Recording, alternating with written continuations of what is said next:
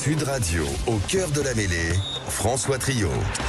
Au cœur de la mêlée, la victoire des Bleus au cœur de la mêlée ce soir, la seule émission du dimanche qui ne parle que de rugby. Retour à 18h15 avec Jean-Baptiste Elissal, Philippe Spanghero, notre invité Blair Connor, l'ancien de l'UBB et australien qui sera avec nous. À 18h30, Frédéric Michalak nous rejoindra, on évoquera la tournée des Bleus bien sûr, et puis le top 14, la belle perf du Racing hier face à Bayonne, c'était lors de la 10e journée du top 14. 18h45, au cœur de votre mêlée, vous nous appelez au 0826 300 300 pour réagir et interpeller nos consultants. C'est parti pour une heure complètement rugby sur Sud Radio, la radio du rugby. Sud Radio, au cœur de la mêlée.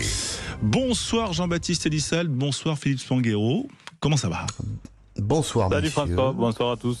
Alors, on va quand même se mettre à jour quand même, parce que c'est vrai que ce soir sur Sud Radio on le vivra en direct en intégralité. Ce sera le dernier match de la 10e journée, Stade Français Toulon, une journée qui a commencé vendredi avec le succès de Pau à l'UBB 34-33. Ça a continué samedi avec le succès de Lyon face à Clermont 43-24, succès du Racing face à Bayonne 47-27, le carton à l'extérieur de Toulouse à Montauban 49-7, Perpignan Fanny à Béziers pour recevoir Montpellier 0-28, et puis La Rochelle battu sur sa pelouse par Castres 17-19. Beaucoup de victoires à l'extérieur. Toulouse leader toujours, 2 points d'avance sur Pau. Perpignan ferme la marche, 14e, 1 point, 6 de retard sur Montauban. Voilà. Côté matchs internationaux, bien sûr, il y avait toute une ribambelle de matchs. On va pas tous vous les donner, bien sûr, mais vous mettre à jour quand même sur le fait que la Nouvelle-Zélande est allée s'imposer au Pays de Galles 52-26, que l'Afrique du Sud, qui jouera encore un dernier match la semaine prochaine au Pays de Galles, eh bien l'Afrique du Sud est allée s'imposer en Irlande à Dublin 24-13, et puis bien sûr la France qui a battu en marquant 7 essais, en encaissant 5 essais, l'Australie 48-33. J'avais quand même envie de commencer, messieurs, pour vous faire réagir. C'est un peu mon clin d'œil de début d'émission. On attendait peut-être Louis Bielbiarré, qui avait battu le record d'essais dans le tournoi des 6 Nations 2025 comme meilleur joueur du monde. Finalement, c'est un talonneur.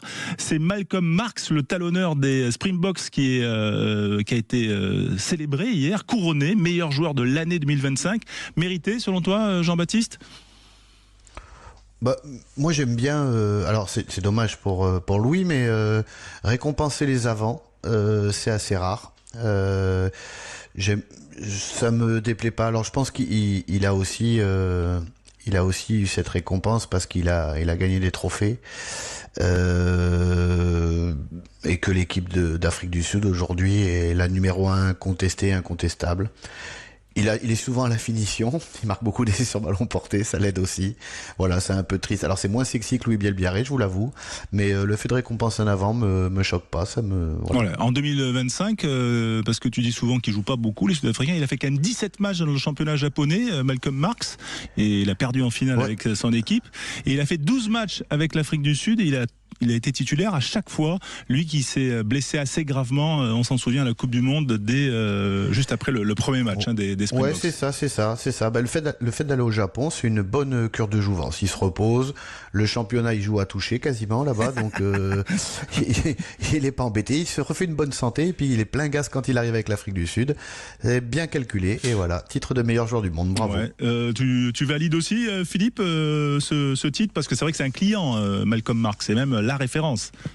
Oui, c'est la référence, et puis en effet, il est récompensé pour l'ensemble aussi du travail de son équipe, et c'est vrai que il a joué beaucoup avec le Japon, mais en effet, il laisse certainement moins d'énergie que les joueurs qui ont du temps de jeu dans les grands championnats, comme le disait Jamba. Donc voilà, c'est vraiment un joueur exceptionnel. Honnêtement, c'est un des éléments clés de ce paquet d'avant sud-africain depuis maintenant quelques années. Donc ça me choque pas, au contraire, c'est une belle récompense, méritée de toute façon, on attendait un Sud-Africain. Ouais, mérité également la victoire des Français hier au Stade de France pour clôturer la tournée d'automne 2025. Voilà, une deuxième victoire en 3 rencontres. Victoire contre l'Australie 48-33, je le disais, plus 15 donc au goal average. Une place aussi de tête de série assurée pour le tirage au sort de la Coupe du Monde. Ça, c'est la bonne nouvelle. 5 essais encaissés, ça, c'est la moins bonne nouvelle. Est-ce que vous avez passé une bonne soirée ? Tiens, si Baptiste, tu devais mettre une note ou sur une échelle de 1 à 10, ça serait quoi la soirée que tu as passée hier ? Au vieux crampon ou devant le match? Mais les deux. Au vieux crampon, 8, ils étaient déchaînés. Je sais pas si c'est la défaite ou je sais pas. Le match. Alors le vieux crampon, on précise pour ceux qui nous rejoignent, c'est ta brasserie à La Rochelle, pas très loin du stade Marcel de Flandre. Ah, j'en mets une couche tous les week-ends. Alors pour le match, je mettrai 6 et je vais essayer d'être très positif ce soir, ça en étant très honnête, mais en voyant le bon côté des choses. C'est vrai que marquer 7 essais à l'Australie, pas grand monde peut se targuer de le faire sur la planète rugby. Donc il y a ce côté-là qui me fait passer la moyenne. Maintenant, en effet, notre prestation défensive sur cette tournée n'a pas été à la hauteur, notamment des saisons précédentes. Ouais, Philippe, toi, c'est quoi ta note sur 10 de la soirée que tu as passée hier? Enfin, je veux pas être indiscret non plus. Oh, pas indiscret, ouais. J'ai envie de mettre 7 parce qu'on finit quand même sur une bonne note, une victoire avec du moins bon et du bon. Une première mi-temps avec pas grand-chose à garder. Et puis ensuite, une réaction en deuxième période. On y reviendra tout à l'heure dans le détail. Et puis surtout, un banc qui a fait la différence. Et on y reviendra justement dans ce jeu-là des chaises musicales potentiellement jusqu'à 2027. Est-on rassuré ou pas? Fallait-il se rassurer? En tout cas, c'est la question qui a été posée en zone mixte, en conférence de presse à l'issue du match à Louis Bielbiarré. On est rassuré, oui et non. On sait qu'on a fait des bonnes choses et des très bonnes choses. On a mis plus de 40 points ce soir. Après, on sait aussi qu'en termes de défense et de discipline, ça a encore été très léger ce soir. Donc 33 points, c'est beaucoup trop. Donc voilà, on sait sur quoi on va être attendu les prochains matchs. Et dans notre progression jusqu'à 2027, on sait qu'il va falloir mettre l'accent vraiment sur la défense et sur la discipline. Donc voilà, c'est des choses qui sont quand même assez simples à corriger, je trouve. C'est plus facile que de revoir tout son système d'attaque.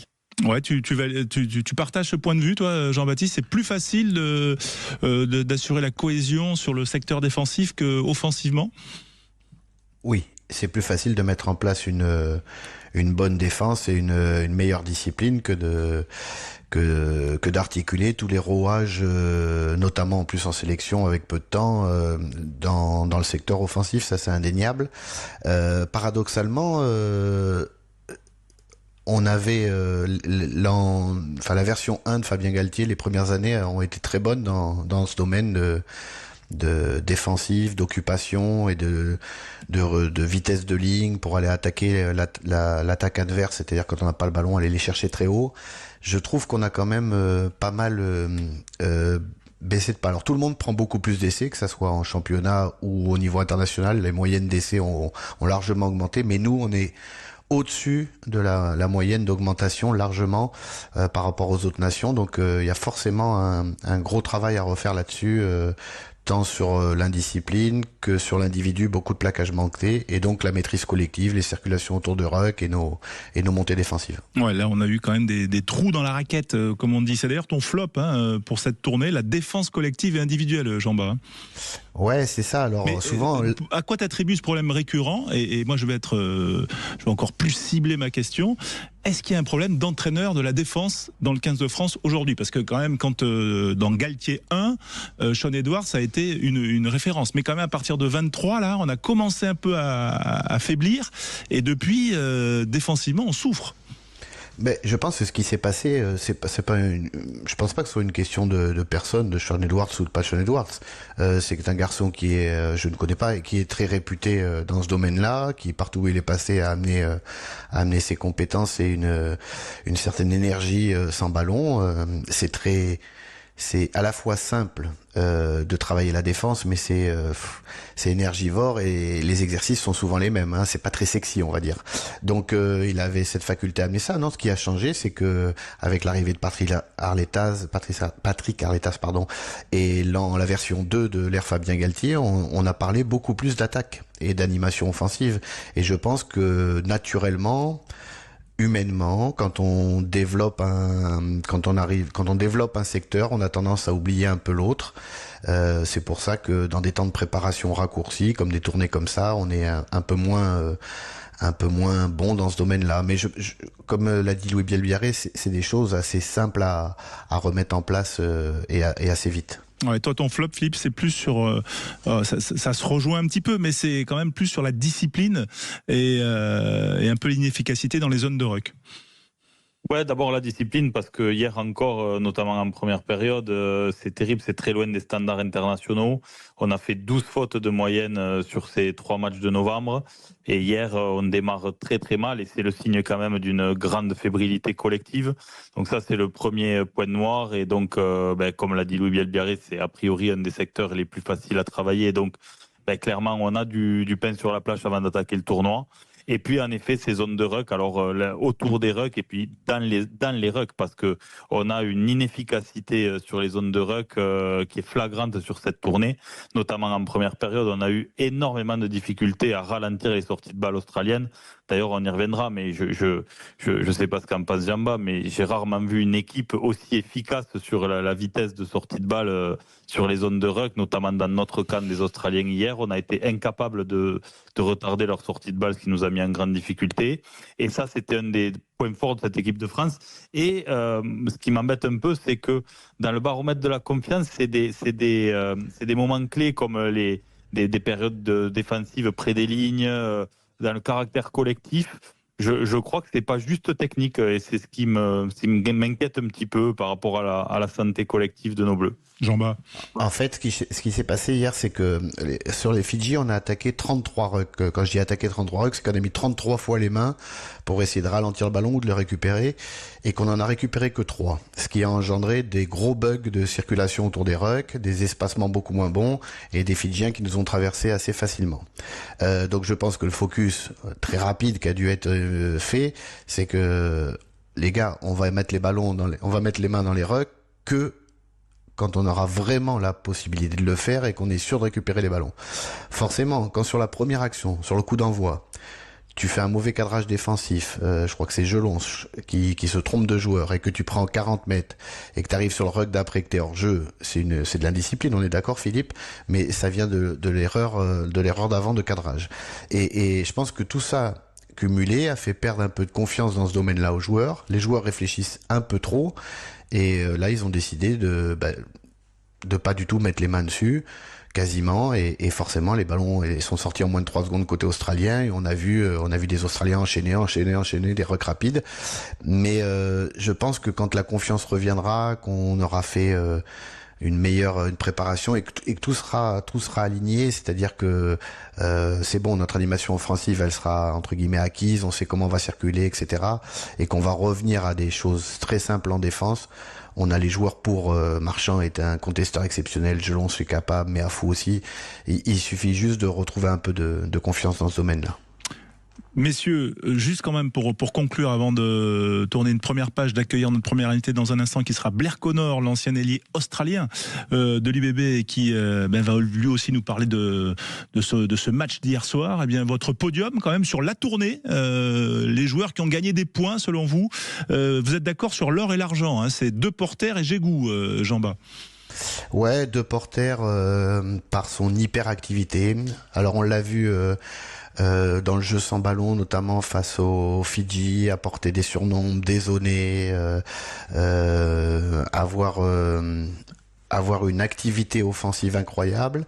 On l'attendait, d'après ce que j'ai entendu, dans son apport sur la défense collective, pas sur l'individu. Il est très bon sur l'individu en défense, mais dans sa défense collective, ce rôle de bloqueur, c'est-à-dire à 15 mètres des lignes de touche au tiers-terrain, là, d'arriver à bloquer les défenses et les circulations défensives, parce que eux voient très bien le jeu, ce que fait très bien Gaël Fickou.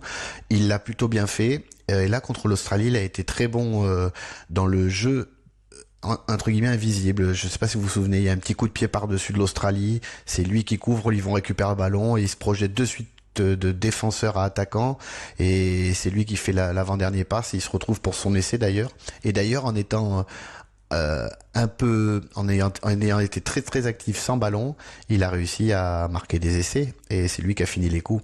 Il a une qualité athlétique incroyable, ce garçon, et c'est la découverte. On n'en a pas vu beaucoup, hein, des nouveaux joueurs malheureusement pendant la tournée.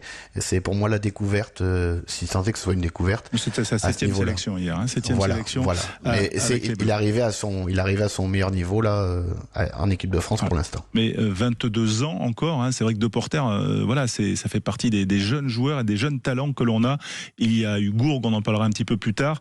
Il y a Gégou également. Philippe, médaille d'argent aussi avec toi. Très rapidement, parce que on va rapidement tourner, mais c'est vrai que Gégou, il confirme quand même qu'il soit au centre ou en troisième ligne, ou on préfère le voir en troisième ligne quand même. Oui, on préfère le voir en troisième ligne, mais c'est vrai qu'il est toujours très propre et il n'y a jamais de loupé avec lui sur ses sorties. Et puis surtout, dans le choix du banc, avec de plus en plus fréquemment ce 6-2 utilisé, il amène une vraie solution pour glisser au centre. Alors, il l'a fait assez vite contre les Fidji avec talent. Il l'avait déjà fait pendant le tournoi. Et donc, c'est clair que cette polyvalence peut l'handicaper pour une place de titulaire. Mais en tous les cas, dans les 23, cette polyvalence lui assure quand même une préférence dans le choix en troisième ligne, où avec le retour de François Cros et puis Charles Olivon qui est revenu à un très bon niveau, la concurrence va être très sérieuse. Ouais, et il a effectivement marqué des points. Le bronze pour Jean-Bas, Anthony Gelon. Le bronze pour Philippe, encore un homme expérimenté, Julien Marchand, qui a retrouvé son poste de titulaire. On va se retrouver dans un instant sur Sud Radio, bien sûr, avec un premier invité. C'est Blair Connor, l'ailier australien de l'UBB, qui a arrêté il y a quelques années, mais qui a forcément un regard aiguisé sur ce match contre les Wallabies d'hier. À tout de suite sur Sud Radio. Sud Radio, au cœur de la mêlée, François Trio. Au cœur de la mêlée avec Jean-Baptiste Elissalde et Philippe Spanghero, nos consultants Sud Radio, bien sûr avec vous au 0826 300 300, et avec notre premier invité qu'on est ravi d'accueillir sur notre antenne, c'est Blair Connor pour parler rugby. Il a semé le trouble dans les défenses du top 14 pendant plus de 10 ans. Blair Connor, qui était un Australien, donc aujourd'hui basé à Bordeaux, et qu'on est ravi d'avoir avec nous. Bonsoir Blair. Salut, ça va? Ça va et toi? Est-ce que la soirée d'hier n'a pas été trop dure aux Connors, ton bar australien de Bordeaux? Ça va, c'est pas vraiment le monde qui fait la fête, mais malheureusement pas les Australians. Mais même on est content parce que même si on peut perdu par presque 50 points, on a montré un peu de caractère. Donc ouais. on a des espoirs pour le Coupe du Monde maintenant. C'est vrai que tu as des espoirs avec cette équipe, parce que là il y avait quand même beaucoup de jeunes joueurs qu'on ne connaissait pas. Je pense notamment au 10 qu'on a vu hier, Tane Edmed. Voilà, est-ce que tu penses que l'Australie pourra réussir sa Coupe du Monde? Je ne sais pas, mais on a la chance parce que on a encore 12 mois pour cette jeune joueur de gagner un peu plus expérimenté.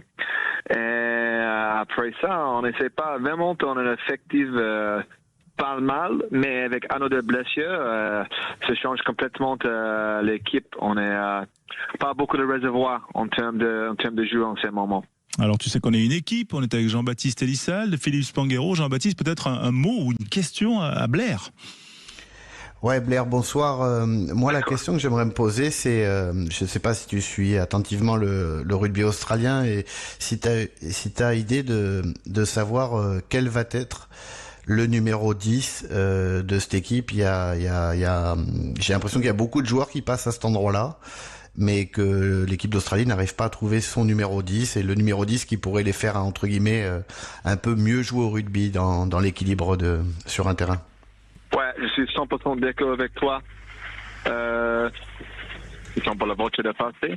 Dans les derniers 12 mois, je crois on a 4 ou 5 numéros 10. On a James O'Connor qui joue, très expérimenté, mais un peu âgé, parce qu'il va jouer le prochain Coupe du Monde. Après, on a Lina, le fils de la légende de Rugby Australie, qui joue un petit peu, mais pas nécessaire de trouver son place, un peu de blessure. Et on a le nouveau qui a joué hier soir, je ne connais pas trop. Mais c'est vrai, c'est la position clé de l'équipe. C'est important qu'un joueur comme ça, un peu le front et il reste avec Roman et Ntamak. Un joueur comme ça, il va jouer tout le temps, concrétiser un peu cette position. Mais nous, on n'a pas trouvé notre numéro 10. Ouais, en vrai, c'est un peu un grand enquête. Ouais, il y avait également Carter Gordon qu'on avait vu en 2023 et qui était prévu normalement et qui n'a pas été titularisé. Philippe Spanghero avec Blair Connor, notre invité, ancien joueur australien de l'Union Bordeaux-Bègles et qui aujourd'hui est au Connors, le bar australien de Blair Connor. Oui, bonsoir Blair. Au-delà du numéro 10 et de cette question-là, de façon générale, pour préparer 2027, on en parlait hier soir on a l'impression que le rugby à 15 australien perd toujours un peu de terrain. On a vu ces derniers mois, ces dernières années, des difficultés financières entre la fédération, certaines provinces qui ont du mal à exister de plus en plus dans les phases finales de ce Super Rugby. Et donc, on se dit que la formation est un peu en difficulté et que la profondeur de banc est dure à trouver du côté australien. Est-ce que tu fais la même analyse que ce qu'on en perçoit, nous, de l'extérieur? Mais ça c'est un très bon summary de la situation rugby australienne. En fait, le Coupe du Monde, c'est essentiel pour l'Australie pour faire un bon résultat, pour comme tu dis, redémarrer la popularité de la rugby en Australie, parce que on a vraiment commencé à mourir lentement, mais sûrement. Donc la seule façon pour changer ça, c'est pour l'équipe pour gagner, on fait le bon résultat. Donc cette tour européenne, ça n'aide pas du tout pour perdre tous les matchs. C'est pas bon pour la publicité. Et en vrai, en termes de financement, je crois le Rugby 13 est signé un contrat télévision pour 500 millions. Et le Rugby 15 est signé un contrat de 30 millions. Oui. Donc pour l'investissement pour la nouvelle génération, il utilise ces 30 millions pour acheter les joueurs en court terme, comme le joueur Stuali, qui est un ancien joueur de Rugby 13. Le numéro 13 d'hier soir, qui jouait au centre hier. Ouais. Plutôt investir dans comme tu dis, le développement de le jeune joueur pour la prochaine génération. Donc, c'est un résultat court terme avec l'aspect qu'on va faire le résultat court terme pour réinvestir dans le long terme. Mais c'est un pari. Si le pari c'est pas fait, oui, le rugby australien, peut-être n'existe pas dans 5 ou 10 ans. Oui, grand danger. Donc, il faut absolument réussir la Coupe du Monde 2027 pour les Australiens qui ont perdu leurs 4 matchs en Europe, ce qui est une première depuis 1957. Dernière petite question, Blair Connor, toi qui es un ancien ailier de l'UBB, un petit mot quand même sur Louis Biel-Biarré, parce que vous vous êtes croisés, mais voilà, c'est quand même un phénomène. Je crois, je ne sais pas si c'est bien expliqué en français, mais hier soir, quand il a marqué son essai, je crois que mon match soir, c'est le seul. C'est vraiment incroyable. Je peux regarder cet essai 10 000 fois. C'était exceptionnel. C'est toute la précision de cet essai qu'il tape pour récupérer le ballon, pour prendre l'intérieur. C'est incroyable. Ouais. De plus, c'est un mec très humble, très gentil. C'est un jeu spécial, un peu comme Dupont, on s'en toast. D'accord. Et c'est vrai que cet essai était quand même un coup de génie là, avec notamment ce petit jeu au pied récupéré, ce crochet intérieur dans la foulée et qui s'est terminé après une course de 40 mètres. Blair Connor, merci d'avoir été avec nous en direct sur Sud Radio au cœur de la mêlée. On espère te revoir bientôt avec le sourire. Hier soir, ton cœur battait pour qui? Pour les Australiens ou pour les copains français de l'UBB? Ils étaient nombreux dans l'équipe de France hier soir. Ouais, je voudrais un match nul, mais c'est pas arrivé. Mais néanmoins, je suis hyper content pour tous les joueurs de Bordeaux qui a fait le match super. Bon, merci Blair, à très bientôt sur l'antenne de Sud Radio. Dans un instant, c'était une légende de l'UBB. Dans un instant, on va avoir une légende du rugby français, Frédéric Michalak, qui a le sourire en tant qu'entraîneur du Racing. On va en parler puisque le Racing a cartonné hier face à Bayonne. C'est la 10e journée du top 14. Bon, on va bien sûr revenir avec lui encore sur cette tournée des Bleus. Vous nous appelez au 0826 300 300. À tout de suite. Sud Radio, au cœur de la mêlée, François Trio. Au cœur de la mêlée, 18h32. On parle bien sûr de toute l'actualité rugby, du top 14. Dans un instant, on va revenir sur la 10e journée et puis également de la tournée des Bleus. On en tire un petit peu le bilan avec nos consultants, Jean-Baptiste Elissal de Philippe Spanghero et puis notre invité, l'invité de Jean-Bas, c'est Frédéric Michalak. Bonsoir Fred. Bonsoir. Bon, merci d'être avec nous, et de faire plaisir à Jean-Bas. Vous avez passé combien de temps ensemble au Stade Toulousain? 8 ans sur le terrain, je parle. Ouais, au moins, je pense. Jean-Bas doit mieux le savoir, peut-être. Il a 9 ans, mais je sais pas, à peu près 8 ans, facile, ouais. Ouais, 8-10 ans, ouais. Ouais, voilà. Bon, et associer un coup en 9, un coup en 10 et allez-y que ça permutait. On va pas rappeler, Fred, ton long palmarès et ta magnifique carrière. Mais enfin, moi, ce que je note quand même, c'est que tu as 2 fois plus de sélections en équipe de France que Jean-Bas. Bah oui, jouer 2 postes. Ouais, c'est bizarre ça. C'est bizarre. Voilà. Mais bon, en tout cas, bienvenue et félicitations. Comment aussi.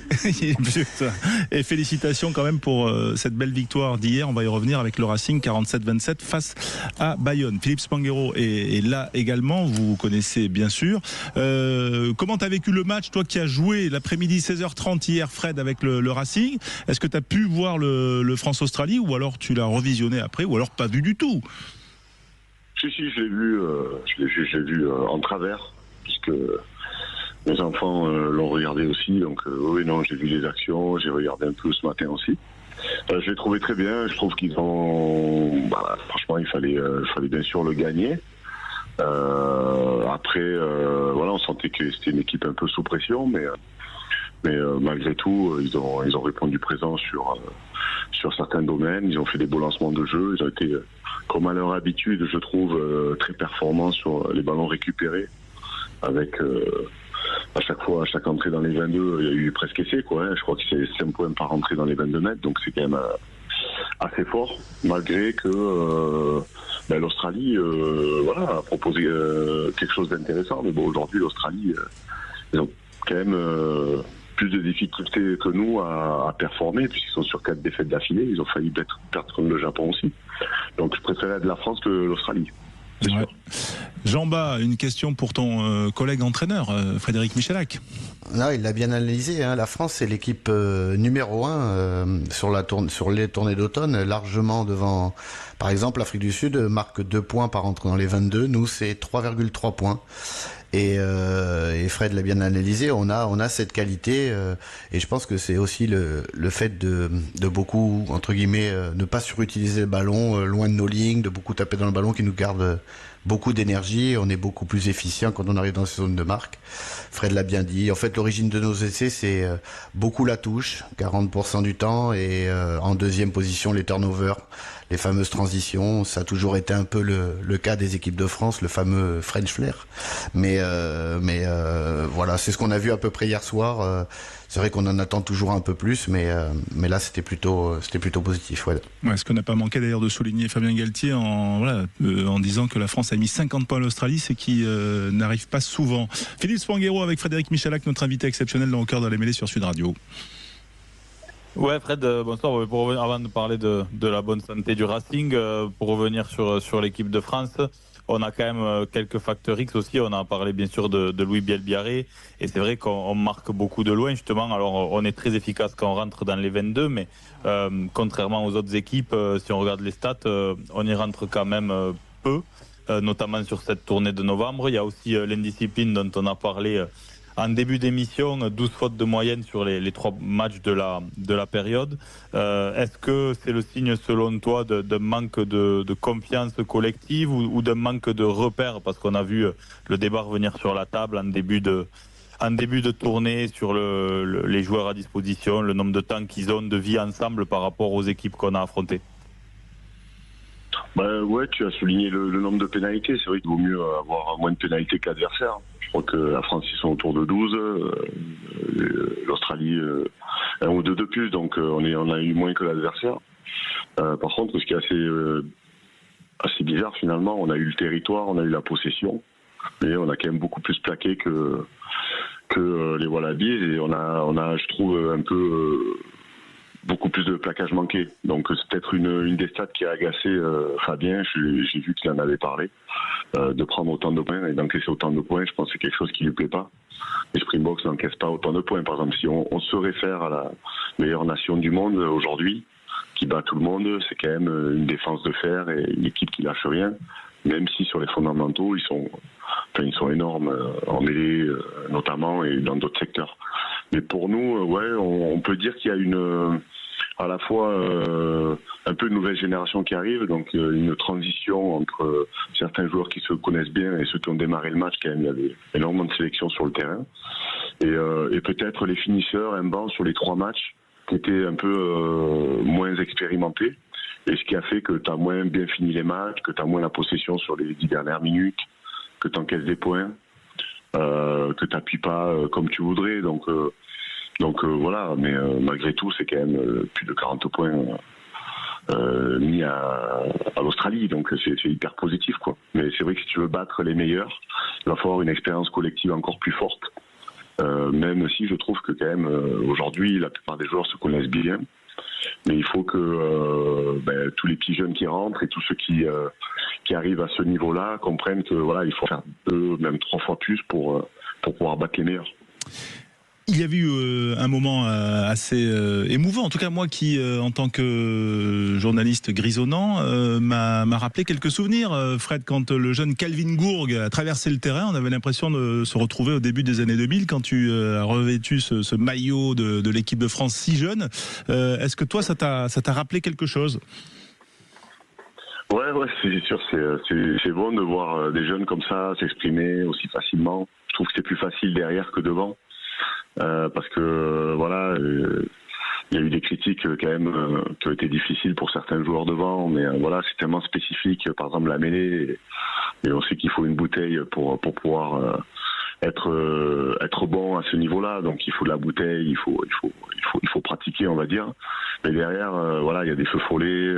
C'est des mecs qui sont très très bons en club, et c'est vrai que Toulouse aujourd'hui, il arrive à sortir presque un joueur ou 2 joueurs par an. Donc c'est hyper positif pour le rugby français, c'est sûr, et avoir son sourire et son envie de réussir. Donc je trouve que voilà, cette garde de centre a été très performante, en tout cas. Deporter a lui marqué énormément de points sur la tournée.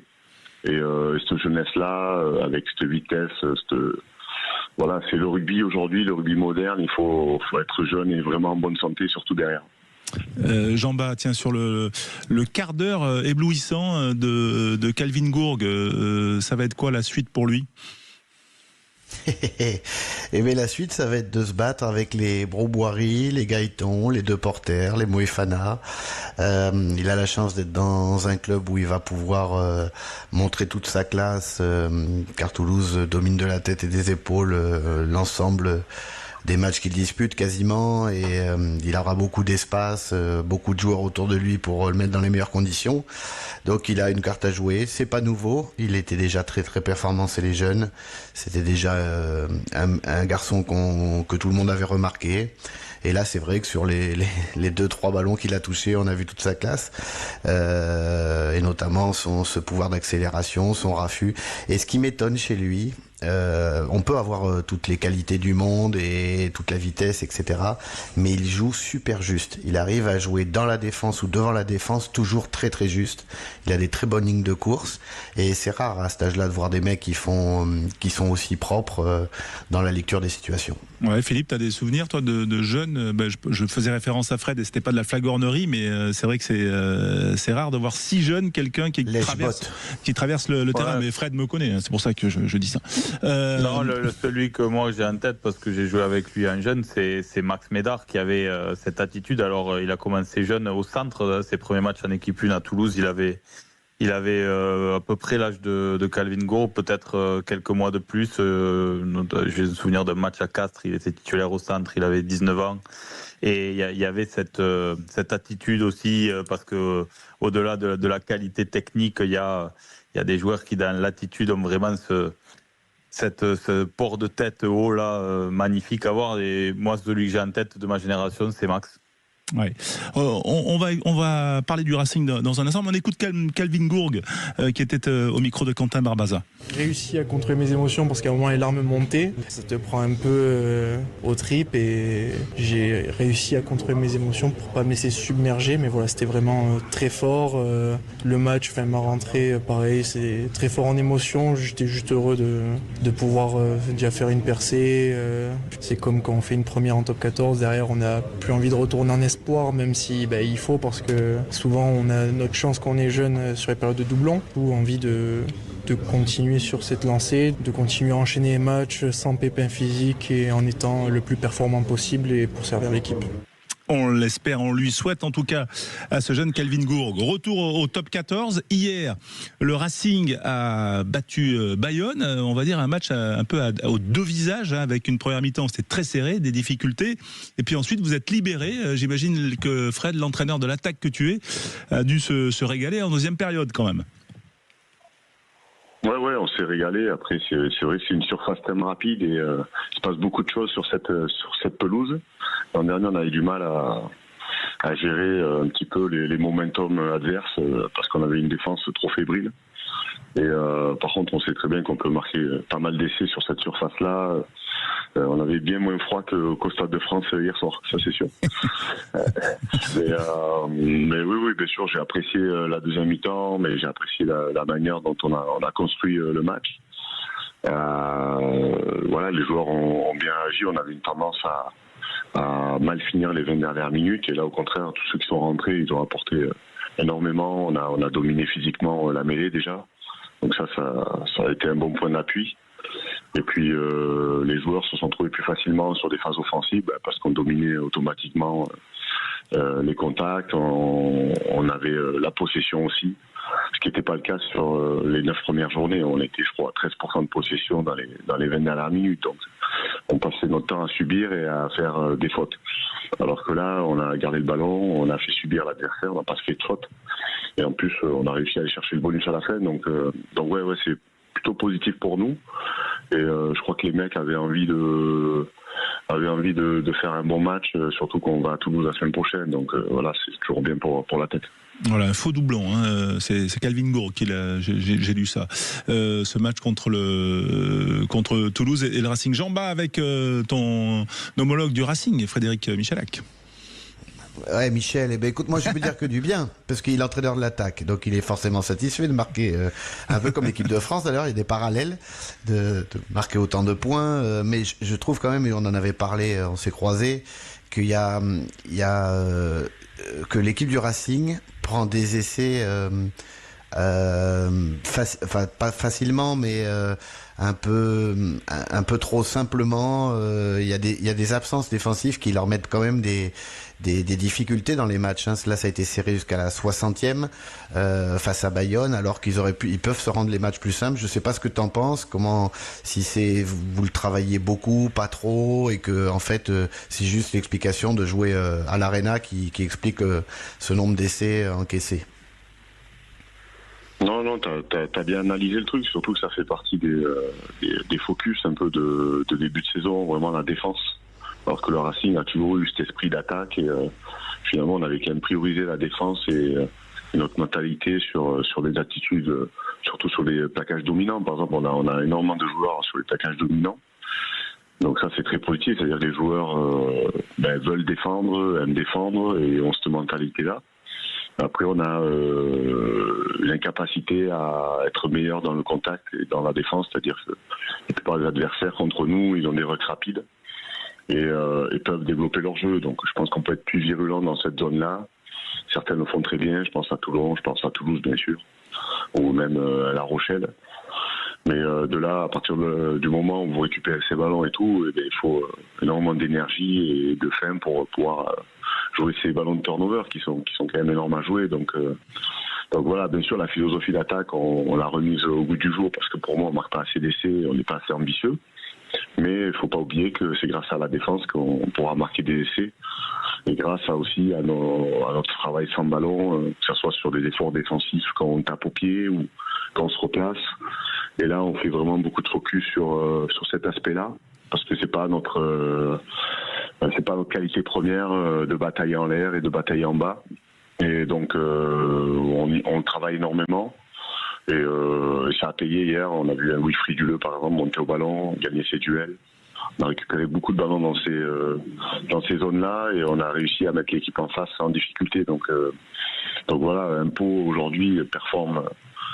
Ils sont dans le top 6 parce qu'ils ont vraiment une force sur le jeu aérien. Ils sont capables de transformer chaque ballon et de disrupter finalement la défense grâce à ces jeux au pied. Et nous, c'est pas notre force première, mais on a d'autres qualités de puissance. Et donc il faut qu'on arrive à jongler entre affronter la ligne, mais aussi faire bouger le ballon. Et là, c'est la qualité technique des joueurs, la qualité de vision aussi, de bien se placer. Donc ça dépend des joueurs que j'ai sur le terrain. Et, par exemple, Benjo Manou a beaucoup apporté hier. Il a été partout. Il peut faire jouer après contact, mais il vient du 13, donc ça prend du temps aussi. Mais voilà, l'équipe travaille bien. Elle est sur la bonne voie. Oui, Philippe Spanghero avec Fred Michalak, notre invité. Ouais, Fred, par rapport à ce Racing de cette saison, on a l'impression de l'extérieur que c'est une saison de transition avec un changement de philosophie, moins de stars, avec plus le pari de la formation, parce qu'il y a un gros travail qui est fait au Racing sur la formation, du recrutement français, Hugo Sun, Carbonneau. Est-ce que d'abord, première question, vous le vivez comme ça aussi, comme un changement de braquet aussi dans la vision et la stratégie? Et ensuite, est-ce qu'il y avait un objectif de donner aux joueurs de classement à cette saison? Parce qu'avant le match de ce soir, vous êtes dans le top 6. Et c'est vrai qu'on voit que la course en haut, elle est très dure. Donc, on a l'impression quand même que vous êtes largement dans les clous, non? C'est une bonne question. Parce qu'après, je sais très bien que le match gagné, c'est bien. Ça nous permet peut-être d'être dans le top 6. Mais on est à 5 points du 12e. Donc... le championnat n'a jamais été aussi resserré, ça va être resserré jusqu'au bout. Donc nous, on n'a pas fixé d'objectif et les joueurs eux-mêmes ne se sont pas fixés d'objectif de résultats, on va dire. Ils se sont plus fixés des objectifs par bloc de match, avec des objectifs de, par exemple, être dans le top 3 en défense. Donc voilà, ils se fixent plus des objectifs qui sont court terme et qui nous permet, nous, de réguler nos entraînements et de voir si on est dans les clous sur ce qu'on s'est fixé comme objectif. Donc non, on ne peut pas dire aujourd'hui on est dans le top 6 quand on est dans le top 14. Enfin, c'est plus possible. Ouais, en tout cas... Il y a trop d'aléas, il y a trop de difficultés. L'an dernier, je pense qu'on est une des meilleures équipes à gagner à l'extérieur. On a gagné partout. Et chez nous, on perdait de 40 points ou 50 points. Donc on s'est creusé la tête à comprendre pourquoi on perdait chez nous déjà, sur cette surface. Donc oui, on s'est posé beaucoup de questions sur notre jeu. Et après, comment on peut jouer ce jeu-là, avec qui? Voilà, ça dépend aussi d'un budget du club, de la vision du club. Bien sûr, la formation au Racing, je pense qu'elle a toujours existé. C'est pas nouveau, mais on a fait beaucoup jouer des jeunes cette année. Il y a énormément de jeunes qui jouent. Il y en a beaucoup qui vont jouer aussi sur la Coupe d'Europe. Donc on a décidé de récompenser les attitudes et la mentalité plutôt que le palmarès et ce que vous avez sur le CV. Donc tout le monde est sur la même page. Voilà, c'est la philosophie aussi du coach en chef, Patrice Colazo, que tu connais bien, pour avoir évolué avec lui à Toulouse. Toulouse, prochain déplacement du Racing, et ça sera un peu comme à la maison, Frédéric Michalak. Merci d'avoir été avec nous, avec Jean-Baptiste Elissal, avec Philippe Spanghero, avec vous au 0826 300 300. Vous nous appelez. On se retrouve dans un instant. À bientôt, Fred, sur l'antenne de Sud Radio. Merci. Merci Fred. Sud Radio. Sud Radio. Parlons vrai. Parlons vrai. Sud Radio. Parlons vrai. Au cœur de la mêlée, Jean-Baptiste Elissal, Philippe Spanghero et vous, bien sûr, au 0826 300 300. Thibaut nous appelle avec nous, supporter du Stade Français, supporter au-dessus du 15 de France. Comment ça va, Thibaut? Qu'est-ce que tu as pensé de cette tournée des Bleus après cette victoire face à l'Australie hier, 48-33? À oublier. Vivement le tournoi. Ah ouais, à oublier, tu vas fort quand même, Thibaut. Oui, je sais pas, sur les choix d'équipe, si la fédération elle a le choix des équipes, moi j'aurais préféré prendre l'Afrique du Sud en 3e match, et pas en premier. Oui. Ça, Jean-Baptiste, tu l'as dit aussi depuis le début de la tournée. C'est un peu ton regret de cette tournée, Jean-Baptiste. Oui, je pense qu'on aurait été un peu plus près. Ça aurait peut-être pas changé le résultat de beaucoup, mais quoique. Ouais, c'est vraiment, oui, on a attaqué trop vite dans le dur et je pense que ça nous a mis un petit coup au moral et on s'est aperçu qu'on avait perdu un peu la confiance en nous sur les 2 autres matchs, mais bon. Ouais, et tu penses que ça a joué, Thibaut, sur le fait que peut-être peu de joueurs jeunes, en tout cas peu d'ovnis, comme le disait Jean-Baptiste, en d'autres termes, ont été utilisés, des joueurs qu'on aurait pu découvrir au niveau supérieur? Moi, personnellement, au premier match, j'aurais pas mis Erdoucio, là où j'avais le Montpellierin, là, à gauche. J'aurais mis Gros contre l'Afrique du Sud. Et aux 2 autres matchs d'après, Gros, on voit il y a la différence. On voit qu'il a plus d'expérience que Erdoucio, qui avait 1 ou 2 matchs. Nous on l'a rencontré 15 jours avant, je crois. Quand tu dis nous, c'est le Stade français. Oui, excuse-moi. Oui, le Stade français et Melikidze l'a défoncé en première ligne. Donc, je me suis dit tout de suite que contre l'Afrique du Sud, il fera pas le poids. Donc voilà. Bon, après ça, c'est des choix de coach. Moi, ce que je retiens, c'est nos 2 dernières victoires et qu'on est tête de série pour la Coupe du Monde. Je pense que maintenant, la tournée de novembre, c'est une préparation pour le tournoi. Moi, je vois ça comme ça. Et le reste, peu importe. L'année prochaine, je crois, il y a une nouvelle compétition que nous a sorti encore World Rugby de ne sais où, on comprend rien. Mais non, c'est juste un reformatage des tournées pour lui donner un petit intérêt et puis vendre des droits télé un peu plus chers. C'est encore quelque chose. Les règles, elles changent tous les ans. Les règles arbitrales aussi. En tant que supporter, c'est un peu des fois compliqué à tout suivre. C'est pas très lisible. Juste quand même, Philippe, est-ce que tu es d'accord avec ce que dit Thibaut sur le fait que pour certains joueurs, ce premier match la marche était un peu trop haute. Erdosio, Montagne, il y avait eu aussi Cramon qui n'avait pas connu le niveau international, qui était talonneur remplaçant. Est-ce que c'était trop? Certainement, force est de constater à la vue du match et du contenu que c'était le cas. Après, honnêtement, c'était une tournée importante d'un point de vue comptable pour s'assurer d'être tête de série pour la prochaine Coupe du Monde. Mais malgré tout, comme on l'a dit plusieurs fois avec Jean-Bas, il reste peu de matchs jusqu'à la Coupe du Monde. Donc à des postes où on a besoin de certitude pour notre profondeur de banc, si tu les essaies sur des matchs où il n'y a pas la même concurrence, tu as toujours la même interrogation de savoir si les joueurs seront au niveau ou pas. Donc c'est des arbitrages en termes de choix d'équipe qui sont toujours délicats. Ouais. Thibaut, quand même, tu disais nous tout à l'heure, le Stade français reçoit Toulon, c'est le dernier match, on va le vivre sur Sud Radio bien sûr, ton prono? Victoire du Stade français, mais serrée, malgré qu'il y ait beaucoup de blessés du côté de Toulon, mais je dirais 28-24, pas plus. D'accord, serré. Très serré. Beaucoup d'équipes ont gagné à l'extérieur. Est-ce que Jean-Bas, tu es d'accord avec Thibaut ou pas ce week-end? Je suis catastrophique. Je suis bien pour les équipes, c'est tout. C'est là que j'ai gagné. Mais alors, hier si j'étais 42 pour les Français, j'avais dit c'était 47, 48. C'était pas mal. Là pour le Stade français va l'emporter, je pense. C'est un temps dégueulasse, je crois. Oui, il fait pas très beau. Donc je pense que la mêlée, la conquête parisienne, si Carbonel est dans un bon soir, dans l'occupation du Jeu-Pied, il y aura une quinzaine de points d'écart en faveur du Stade français, je pense. Ouais, Philippe, comment tu vois les choses ce soir, Stade français Toulon? Le Stade français est solide à domicile. Après, Toulon monte quand même en puissance. Je pense que le Stade français aura un match un peu compliqué. Je vois le Stade français, mais de peu. D'accord. Et c'est vrai que la météo parisienne, elle aura sans doute aussi son rôle à jouer. Thibaut, merci d'avoir été avec nous.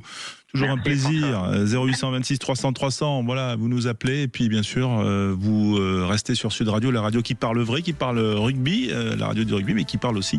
C'est excellent avec Judith Belair dans un instant. Merci Jean-Baptiste, merci Philippe. Salut les mecs. À très bientôt sur notre antenne, bien sûr, dès ce soir avec Stade Français Toulon. Bonne soirée.